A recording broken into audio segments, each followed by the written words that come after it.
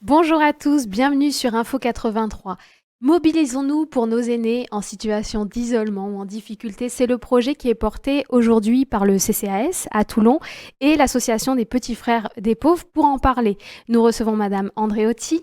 Bonjour Madame, Bonjour. vous êtes élue à la ville de Toulon et puis vous êtes vice-présidente de ce CCAS qui est donc en cœur de ville.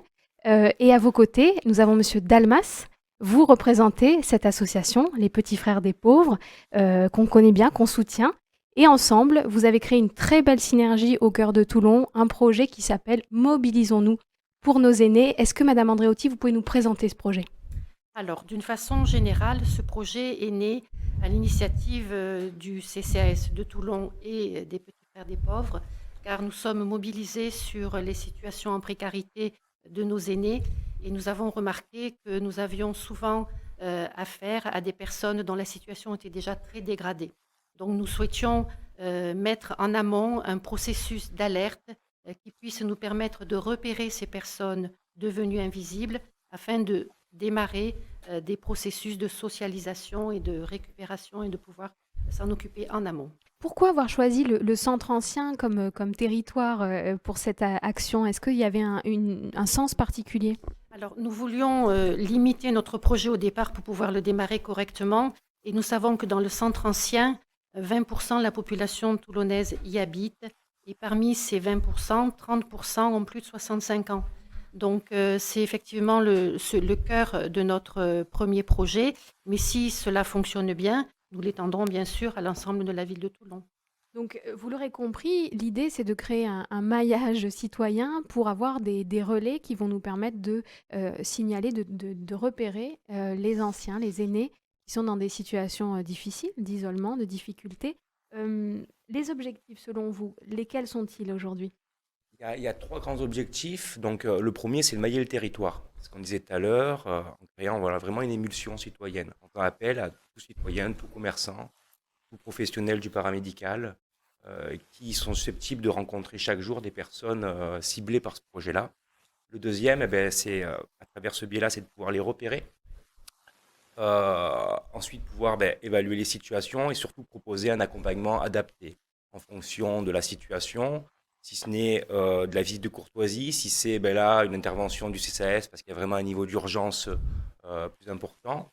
Et la finalité, ça va être, comme disait Madame Andréotti, de pouvoir l'expérimenter pour par la suite, pourquoi pas le dupliquer sur d'autres territoires de la commune. Alors, comment ça se passe concrètement? Eh bien, ce projet peut compter tout d'abord sur le soutien et le travail des lycéens du lycée Bonaparte. Comment ça se passe sur le terrain? Alors, on a fait appel au tout début de ce projet à ces lycéens qui sont en BTS, SP3S, pour entamer voilà, une enquête. C'est quoi SP3S? Pardon, je suis un peu vieille. Ça, c'est la Sanitaire, colle. C'est social. sanitaire, c'est ça? D'accord, ouais, ouais, ok. Donc, pour pouvoir entamer une enquête de terrain, savoir déjà d'une si ce projet était pertinent. Deuxièmement, si derrière il y avait un répondant, en sollicitant les acteurs de proximité, si c'était OK pour participer à ce projet-là. Et dans ce cas-là, comment, de quelle façon? Ne serait-ce qu'en alertant justement sur une situation, en participant à des réunions d'information. Voilà. Donc, C'est eux qui ont pensé un petit peu les outils et exactement, la pertinence du projet sur le terrain. c'est ça. C'est eux qui ont travaillé sur un questionnaire à destination justement de ces acteurs de proximité, qui va être déployé le 4 mai, si je ne dis pas de bêtises, en compagnie justement de volontaires en service civique. Parce que là, il y a des binômes qui sont super intéressants. Et par la suite, ça nous permettra voilà, de pouvoir travailler sur une réunion d'information pour vraiment lancer ce projet-là. Donc les lycéens, ils sont partis à la recherche des ressources, des situations. Et c'est vrai que, vous le disiez, vous pouvez compter aussi sur le travail précieux de jeunes gens qui sont en service civique. Donc vous passez par l'association Unicité, hein, qui s'occupe de 80 services civiques, 84 même, sur le territoire de Toulon. On a la chance d'avoir avec nous Madison, qui est l'une de ces volontaires. Madison, bonjour, vous nous entendez bien? Oui, je vous entends bien, bonjour. Madison, comment vous êtes arrivée sur ce projet et comment vous le percevez, vous qui êtes un acteur de terrain hein, sur Mobilisons-nous pour nos aînés? C'est ça. Alors, j'ai fait des recherches pour des missions d'intérêt général et, euh, et je me suis rendu compte qu'en fait, Unicité, c'était une association qui en proposait. Et donc du coup, en fait, on est une équipe. Donc là, on est une équipe de 6. Mais vous avez dit, on est 84 au sein d'Unicité. Et ils proposent diverses missions. Et là, la mission, c'était Solidarité Senior, Centre Ancien de Toulon. Et donc du coup, avec l'équipe, notre mission principalement, c'est aller à la rencontre et entretenir le lien avec les acteurs du territoire. Donc les pharmaciens, les boulangers, les habitants, les commerçants en fait. Et en fait, on les sensibilise sur les enjeux du vieillissement et, euh, et on les sensibilise sur les seniors qui pourraient se retrouver en situation de fragilité. Donc vous allez sur le terrain, vous allez voir nos commerçants qui sont sur ce maillage du centre ancien, et puis vous leur donnez de l'information, et puis C'est ça. vous récupérez aussi des informations précieuses. C'est-à-dire que c'est grâce à votre équipe de petits messagers qu'on peut savoir un petit peu où est-ce qu'il y a, détecter où est-ce qu'il y a peut-être des situations de fragilité. Pourquoi C'est ça. les seniors, ça a fait sens pour vous? C'était important de vous mobiliser sur une action qui concerne nos aînés? Alors oui, parce que déjà dans le centre ancien de Toulon, il y a énormément de seniors qui sont isolés, on s'en rend compte parce que on a eu beaucoup d'appels de personnes qui ont perdu soit leurs proches, euh, soit leurs amis, et on se rend compte que ils peuvent pas faire énormément de choses au centre ancien, et donc du coup nous on aimerait bien comment dire, mettre en place des activités, faire des sorties, même si ça paraît quelconque, pour eux c'est, je pense, important. Et, euh, et je trouvais que c'était une mission qui me correspondait bien, on va dire ça comme ça. Il y avait du sens pour vous. Merci Madison. Pourquoi c'est important d'impliquer effectivement les pharmaciens, les commerçants du centre ancien dans ce projet?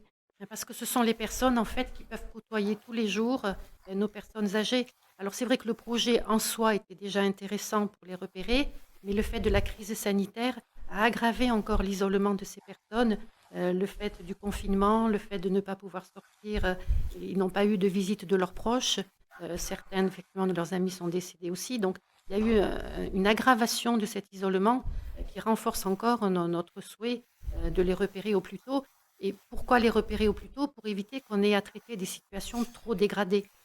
Quand on prend en amont les situations, on les résout plus facilement et plus rapidement. Le plus tôt, le mieux en réalité Pour le mieux. sur ces situations. Comment nous, citoyens, on peut intervenir dans ce projet, le soutenir ou s'investir?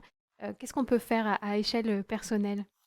Et à l'échelle personnelle, c'est ne serait-ce que se renseigner auprès de la personne, lui demander si elle a besoin d'aide, parce que des fois, on peut être isolé sans forcément souffrir de solitude, par exemple. Donc, il ne faut pas oublier que c'est la personne qui est actrice de sa vie, c'est ça qui est important.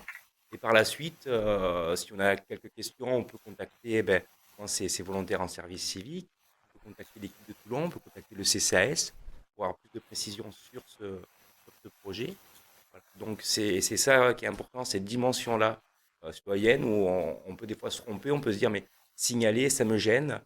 C'est pour ça qu'il faut vraiment recentrer cette action auprès de la personne, de travailler avec elle. Communiquer, donner de l'information, Exact. hein, c'est ça, sur ce centre. Alors, vous le disiez, Madame Andréotti, l'idée, c'est de faire l'expérience sur ce petit territoire, pas si petit que ça, et puis peut-être demain l'étendre à tous les quartiers de Toulon, parce qu'il y aura probablement des besoins un peu partout. Aujourd'hui, on peut vous contacter si effectivement on détecte une situation. Vous êtes là pour ça, en fait, vous êtes là pour répondre.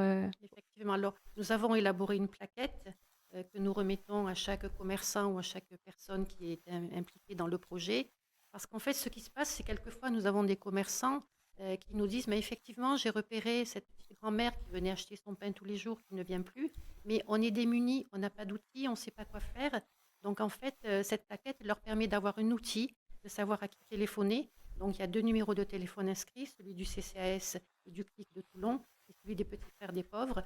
Et à partir du moment où nous sommes informés, bien sûr, nous irons rencontrer ces personnes âgées, ces personnes en situation de précarité, en leur demandant toujours si elles sont d'accord effectivement pour qu'on les aide. Quelquefois, certaines sont vraiment enfermées dans leur isolement et ne veulent pas d'aide, elles ont peur, elles sont craintives.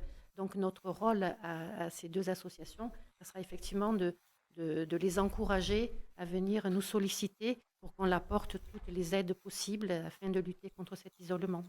Merci beaucoup. Vous avez toutes les infos. CCAS, Petit Frère des Pauvres, si vous voulez soutenir l'action, mobiliser, être acteur de ça. Et puis si un service civique vous intéresse, vous avez aussi le nom maintenant de cette association, Unicité, qui propose des missions d'intérêt général.